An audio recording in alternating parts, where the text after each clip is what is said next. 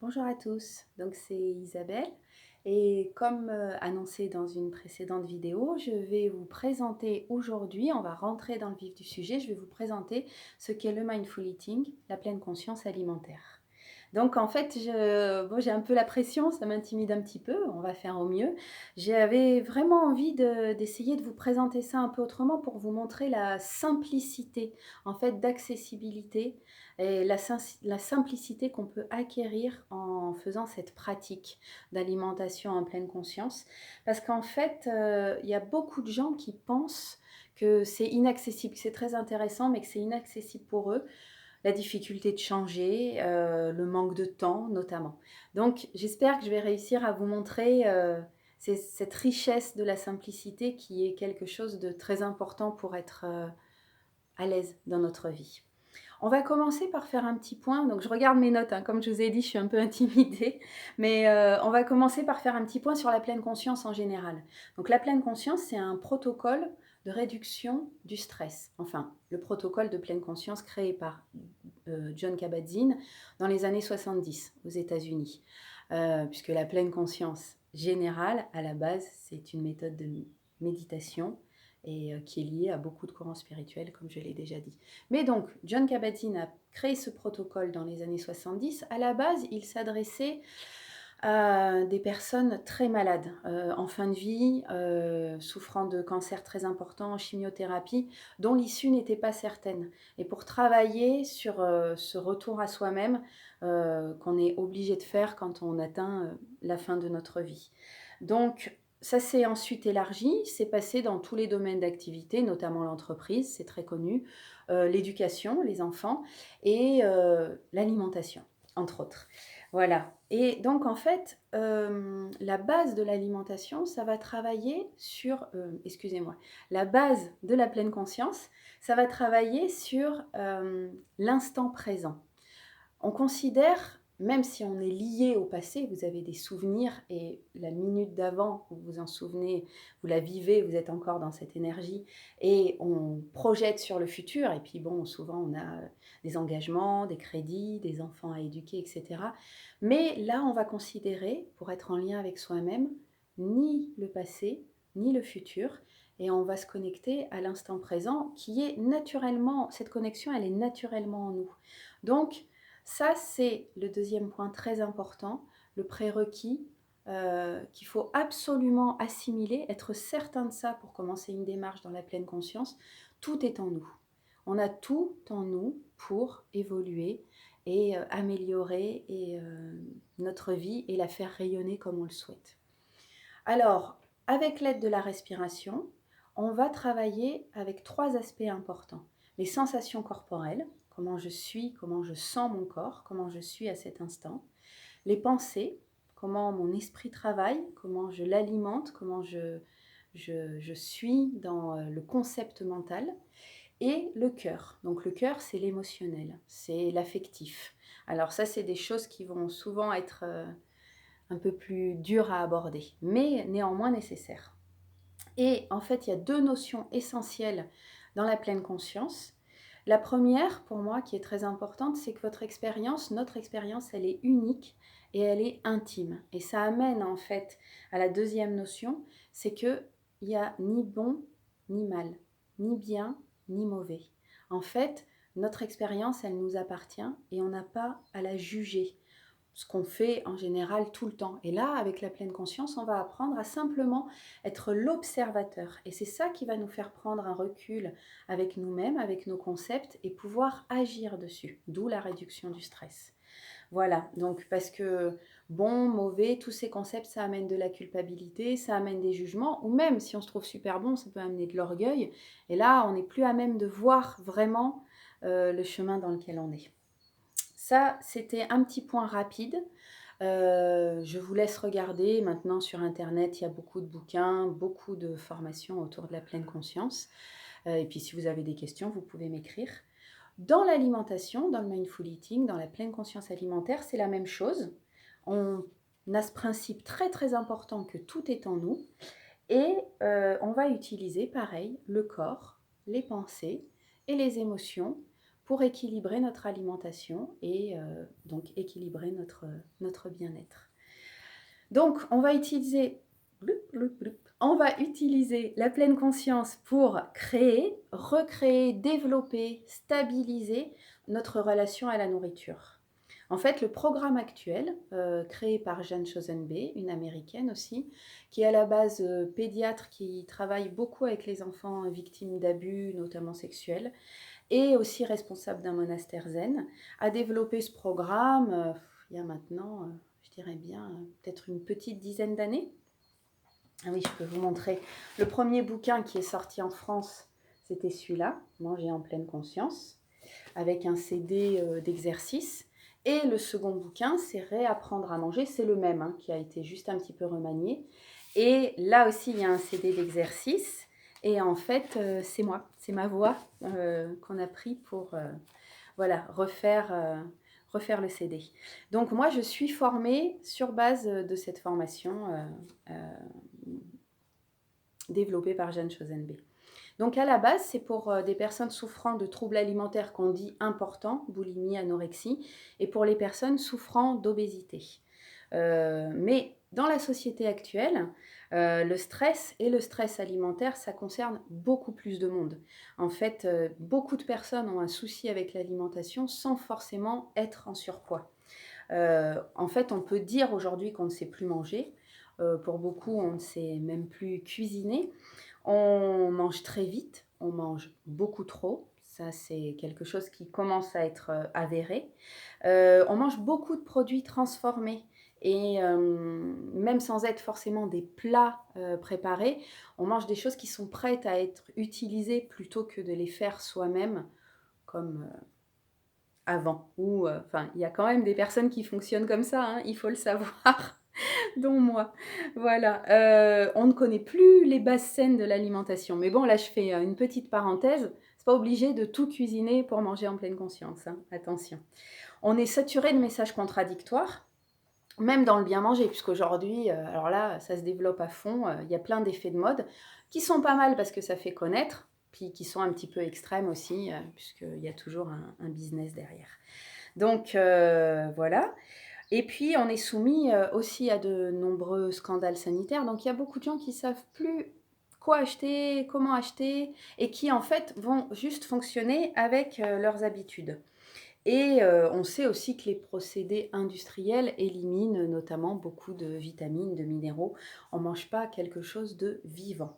Donc, une preuve de ces dérèglements, pour moi, c'est notamment que c'est la première fois dans l'histoire de l'humanité, aux États-Unis, ça a commencé avant, en France, dans des pays d'Europe, ça se développe, que les personnes pauvres sont en surpoids. Ça n'existait pas avant. Alors là, on ne va pas rentrer dans le contexte politique et social et complètement abusif de l'industrie alimentaire, hein, c'est tout un autre sujet.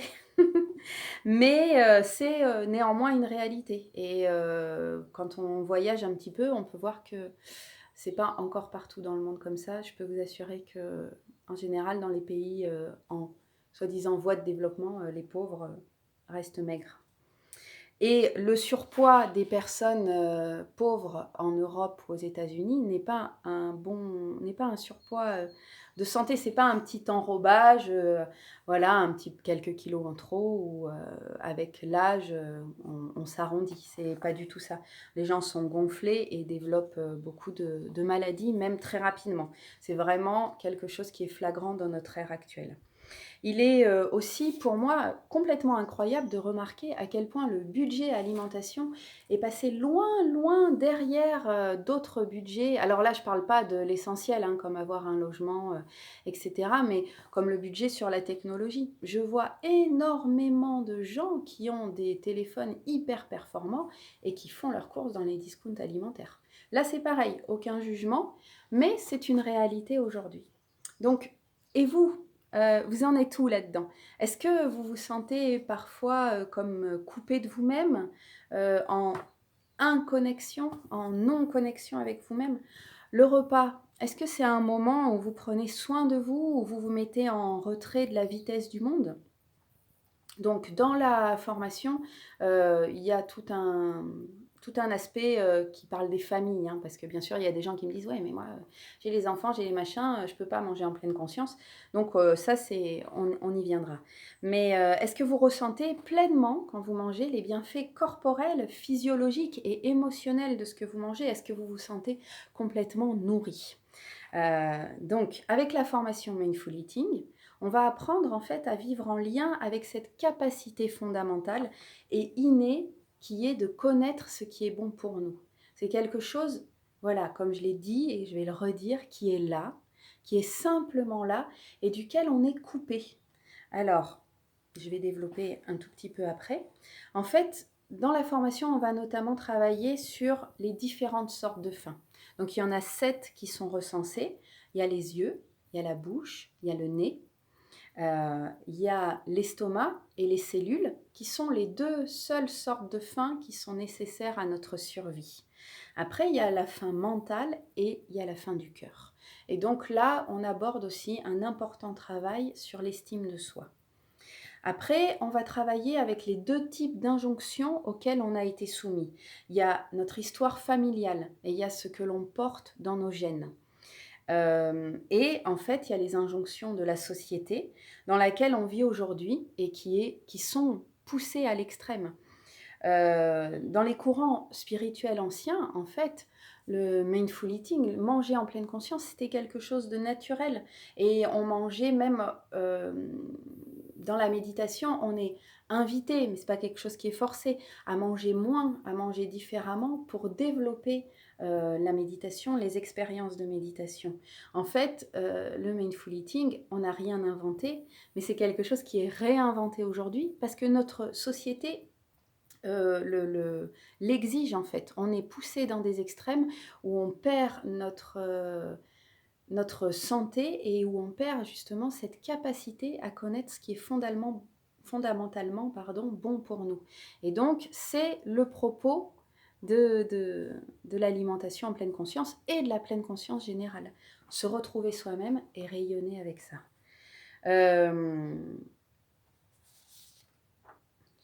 Est-ce que je me lis? Oui, voilà, c'est ce que je viens de dire.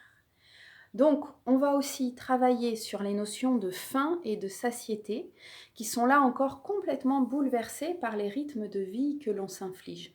On a des vies qui sont beaucoup trop pleines, beaucoup trop rapides, beaucoup trop speed. Et là, c'est pareil, hein, c'est un vaste sujet.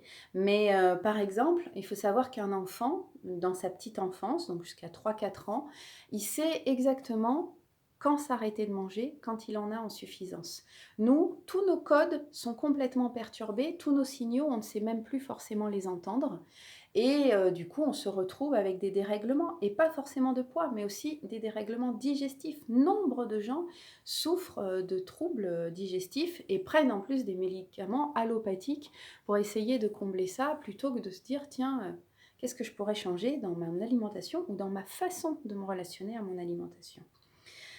Comme vous le savez, maintenant c'est connu, nous sommes ce que nous mangeons. C'est une réalité. Et rééquilibrer sa relation à l'alimentation, ça nous permet d'être en harmonie avec nous-mêmes. Et cela, ça va forcément rayonner sur notre vie. Alors j'emploie pas mal ce mot, j'aime beaucoup ce mot rayonnement, parce que dans rayonnement, il y a multiples en fait. En fait, dans la pleine conscience, on va toucher à une notion de globalité. Globalité avec nous-mêmes, où tous les aspects qui nous composent intérieurement et extérieurement vont être ensemble, et donc globalité avec l'extérieur, avec la relation extérieure, que ce soit avec nos proches, avec la nature, avec notre travail, avec la société, avec le monde. C'est une notion qui me semble importante.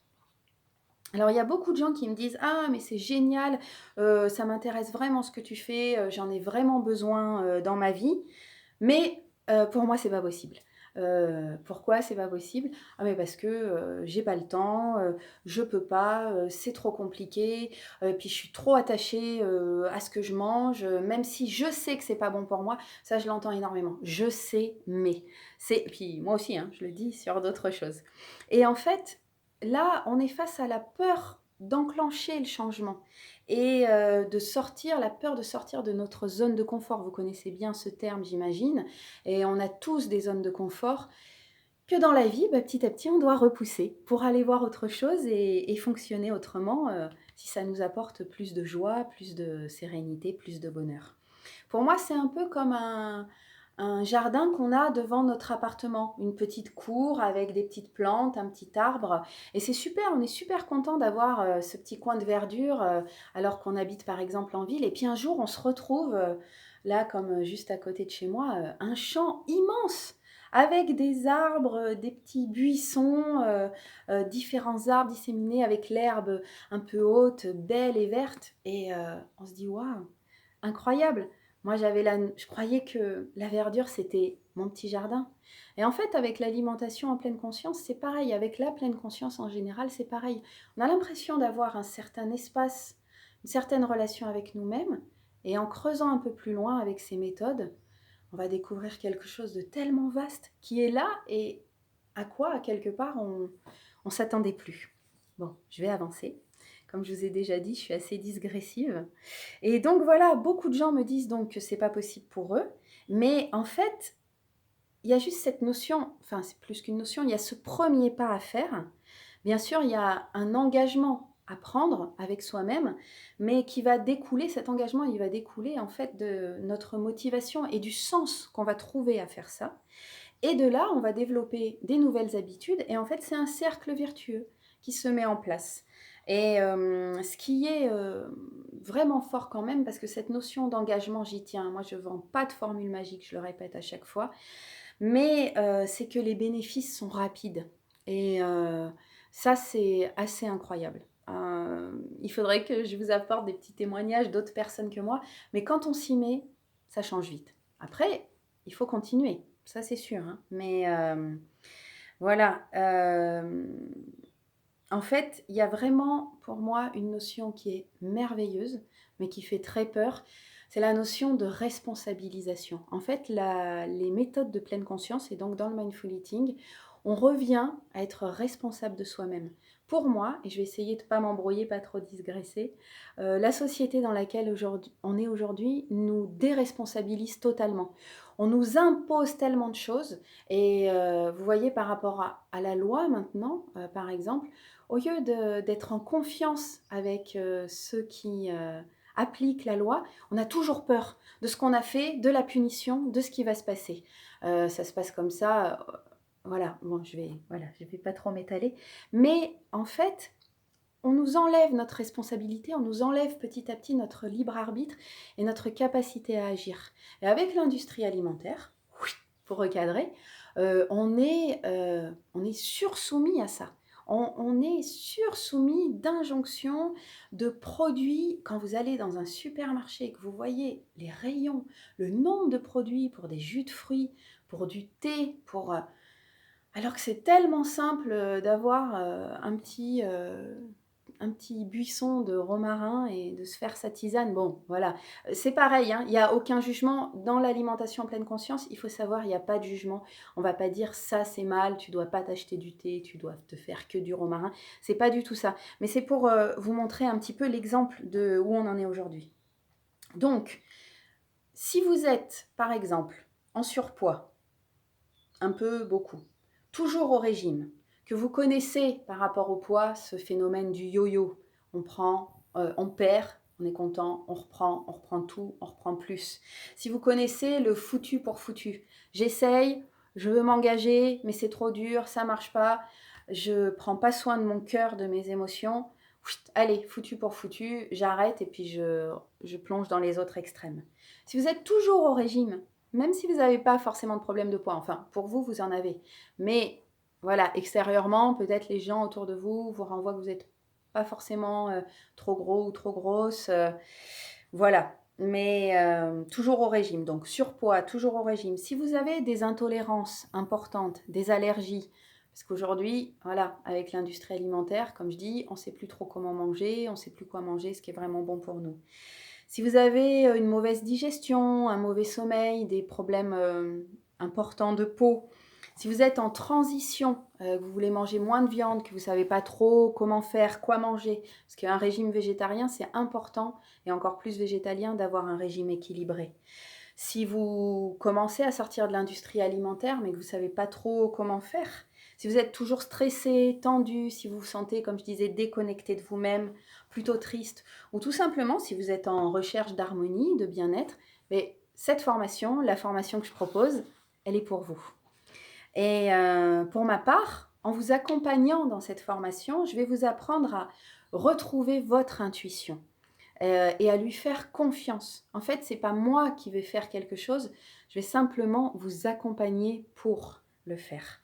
Je vais vous apprendre à reconnaître ce qui est bon pour vous au niveau alimentaire, de ce qu'on met dans la bouche, de ce qui passe dans notre corps. Pardon. Je vais vous apprendre à accueillir, à apaiser et à transformer les difficultés. Ces barrières qui, à un moment, font qu'on n'y arrive plus et que, voilà, on retombe dans le foutu pour foutu, qu'on passe à autre chose. Et qu'on dit non, mais c'est trop dur, non, c'est pas pour moi. Voilà. Je vais vous apprendre à équilibrer votre poids, votre digestion, à optimiser l'assimilation de ce qu'on ingère pour que ça nous profite vraiment, pour qu'on soit vraiment nourri. En plus, moi, j'ai ajouté un module vraiment sur ça, dans la formation, sur les bonnes bases de l'équilibre alimentaire. Donc, comme je dis, je n'impose rien, c'est des clés, c'est sur base de la naturopathie, mais c'est des choses basiques à savoir pour mieux gérer son alimentation au quotidien. Et je vais vous apprendre à éprouver cette globalité dont je parle, cette harmonie intérieure et extérieure, et du bien-être, d'être bien avec soi-même, d'être léger dans son cœur et dans son esprit, malgré tout ce qu'on doit appréhender dans la vie. Et je vais vous apprendre pour finir à établir et à bénéficier d'un résultat sur le long terme. Puisque là, l'idée, c'est pas que vous achetiez ma formation, que vous fassiez ça 6 mois et puis hop, après ça s'écroule. Non, c'est quelque chose, comme je disais, qui vous rend autonome et qui fait qu'on peut aller plus loin. Encore une fois, tout est en nous. Moi, je suis juste une facilitatrice pour vous aider à vous retrouver. C'est un processus intime, c'est un processus unique et c'est simplement basé sur des bases similaires à chacun. Et moi, je vous offre un accompagnement professionnel, ce qui est très important, c'est mieux, et profondément bienveillant, puisque de toute façon, il y a un vécu personnel. Et voilà, dans ma pratique spirituelle, le non-jugement, l'accueil et l'écoute, c'est essentiel. Et je ne peux donner cette formation qu'en aimant profondément les gens. Voilà, donc ça fait déjà un petit peu long, hein, j'ai du mal à faire au plus court, mais j'ai presque fini. Donc pour finir, voici mes propositions. Moi, ce que j'ai envie de vous dire aujourd'hui, donc pour récapituler cette petite vidéo, je vais faire un PDF. Si jamais il vous intéresse, vous le voulez, pour avoir les grands points de ce que je présente de la formation, vous pouvez m'écrire par email ou en message privé sur Facebook. Je vais vous montrer mon mail tout à l'heure avec un petit papier. En fait, donc, il y a 2 formes de formation. Il y a une présentielle que je fais en Dordogne, qui est sur 5 jours, donc où il faut venir, mais vous avez un hébergement, on s'occupe de tout. Les 2 prochaines dates que j'ai posées pour ces formations, c'est du lundi au vendredi. Ça sera du 27 au 31 août prochain et du 22 au 27 octobre prochain. Cette formation, elle est à 500 €, hors hébergement et hors repas, sauf celui du midi que je prends en charge. La formation en vidéo, elle va être en ligne cet été. Je suis en train de la préparer. Et cette formation, elle sera à 395 €. Donc dans la formation, en fait, que ce soit en présentiel ou en vidéo, vous avez 10 modules de à peu près 2 à 3 heures, selon si on est en groupe en présentiel, c'est un peu plus long que si vous êtes chez vous, que vous la faites à votre rythme. Donc 2 à 3 heures de vidéo. Donc là, il y a des cours, il y a des exercices de méditation en mangeant, des exercices à faire pendant la formation, je vous accompagnerai, des exercices à faire en dehors, où après il y a un partage de ce que vous avez fait. Et après, il y a un suivi de 8 semaines par email, une fois que la formation est finie, avec un entretien téléphonique avec moi. En plus de ça, je pourrais proposer un suivi personnalisé, bon voilà, qui aura un autre coût, c'est à voir. Donc, moi, ce que je vous propose aujourd'hui, puisqu'on est dans le business, ça me fait marrer, c'est que pour ceux qui vont s'inscrire maintenant, donc il va falloir m'envoyer un email ou un message privé. En fait, la formation en présentiel, au lieu d'être à 500 €, je la fais à 400 €. Donc bien sûr, ceux qui s'inscrivent maintenant et qui vont payer dès maintenant, évidemment, bon, modalité de remboursement, tout ça, je vous expliquerai tout. Donc la formation en présentiel, si vous vous inscrivez maintenant, c'est-à-dire avant mi-août, on va dire, c'est 400 € au lieu de 500 €. Et pour la formation en vidéo qui va sortir cet été, si vous vous inscrivez maintenant, c'est pareil, au lieu de 395 €, je vous la propose à 195 €. Voilà. Donc, pour participer à cette formation, il faut savoir que vous avez besoin de choses très importantes, votre corps, votre mental, votre cœur, votre respiration et aussi de manger un petit peu tous les jours. Voilà. Donc, je vous invite, si vous voulez, à me contacter par email ou par message privé. Donc, mon email, c'est se nourrir. Alors, c'est tout en minuscule. SENOU2RIR@gmail.com. Et sur Facebook, ma page pro, donc ma page perso Isabelle Hernandez, vous pouvez aller sur ça. Et ma page pro, c'est se nourrir avec ce petit logo. Voilà, c'est ma carte de visite. Pour ceux qui ne sont pas intéressés par la formation, qui ne se sentent pas concernés, mais qui trouvent du sens à ce que je propose, vous pouvez aussi m'aider en partageant, bien sûr, les vidéos, et en les proposant, peut-être en parlant autour de vous à des personnes qui peuvent être concernées, parce que je suis sûre qu'on en connaît tous. Tout comme les gens me disent « Oh, c'est génial, j'en aurais besoin, ça m'intéresse », les gens ils me disent aussi « Oh là là, il faut que j'en parle à ma fille, à un tel, parce que ça lui ferait trop du bien, ça fait trop longtemps qu'elle souffre, etc. » Donc, une dernière chose avant de finir, parce que je continue, comme pour ceux qui ont vu les premières vidéos, vous pouvez aller les voir. Et bientôt, je vais ouvrir la chaîne YouTube. Vous pourrez tout retrouver. Je continue de me familiariser avec ce mode de communication. Voilà, le marketing, c'est difficile pour moi, mais c'est nécessaire. Mais en fait, il n'y a rien de négatif là-dedans. C'est juste qu'il faut trouver le bon équilibre et qu'on est dans un monde qui abuse. Mais voilà, moi, je vous invite à sortir du cœur du business et à vous remettre au cœur de vous-même. Et c'est ce que je veux aussi aider à faire avec le Mindful Eating. Et j'ai regardé quelques vidéos et il y a deux choses importantes que je voulais dire qui montrent pour moi ce que je ne veux pas être et qui invitent à réflexion.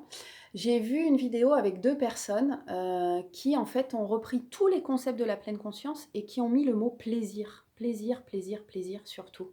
Et ça m'a un peu choquée. Parce que en fait, le plaisir, c'est différent du bonheur. Le plaisir, c'est important.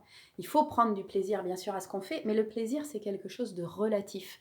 C'est même quelque chose d'éphémère, c'est quelque chose qui peut passer très vite.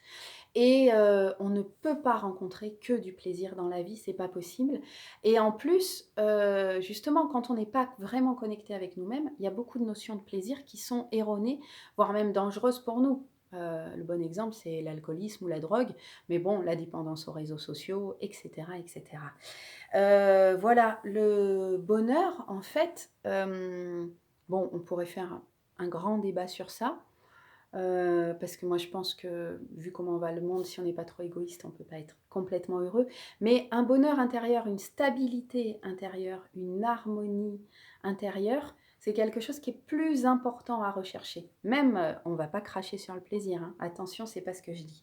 Et après, j'ai vu une autre vidéo avec un coach, un homme, qui, lui, a repris complètement le Mindful Eating juste sur l'aspect de la minceur, sur lequel moi aussi je travaille, mais pour moi, c'est pas le seul aspect, juste sur l'aspect de la minceur. Et là aussi, j'ai été assez choquée parce que, bon, c'est un choix marketing, mais ça ne s'adresse qu'aux femmes. Le discours, tout est conjugué au féminin, alors que, il y a aussi des hommes qui ont des problèmes de surpoids, il me semble, comme ça. Et puis, c'est très, très axé sur la séduction et la beauté. Et je trouve que là-dedans, il y a un côté très culpabilisant.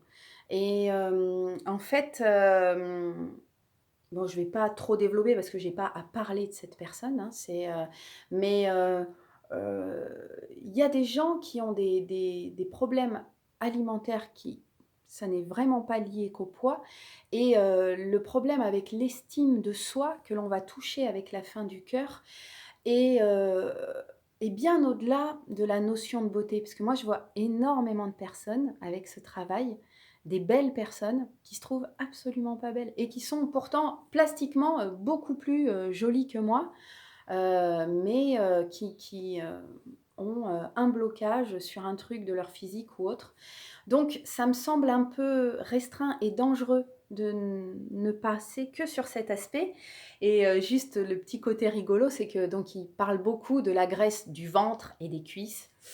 La grosse prise de tête apparemment pour beaucoup de femmes, ce que je peux comprendre, hein, je l'ai vécu aussi et de la cellulite et là je me dis: «C'est fou» parce qu'il y a énormément de personnes qui sont pas en surpoids et qui ont beaucoup de cellulite.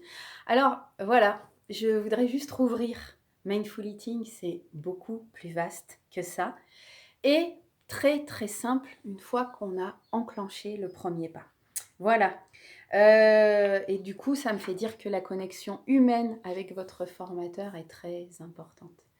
Voilà, donc je vais finir cette vidéo. J'espère que c'était pas trop long, que ça vous a plu, intéressé, motivé. Et donc je vous invite toujours à partager, partager, partager. Et puis, quoi vous dire? Merci, merci. À bientôt et puis, bon week-end. Je sais pas quel temps il fait chez vous, mais alors ici, c'est magnifique, c'est vert, c'est jaune avec les pissenlits, il y a les petites feuilles qui commencent aux arbres, le ciel est bleu, et alors pour moi, ça, c'est vraiment du bonheur. Voilà, je vous embrasse, je vous dis à très bientôt. Merci, bye bye.